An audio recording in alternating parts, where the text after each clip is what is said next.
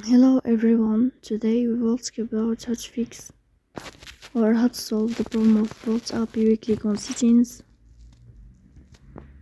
Here you will click on apps, default apps, app settings.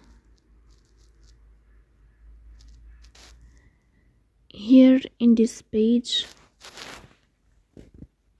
you will click on Volt app and you will enter to this window. Here in this window or in this page you will click on first stop and you will click OK. Here you will enter to storage, then we click on clear cache.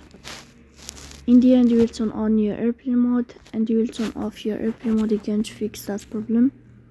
So please don't forget to support us by like and subscribe.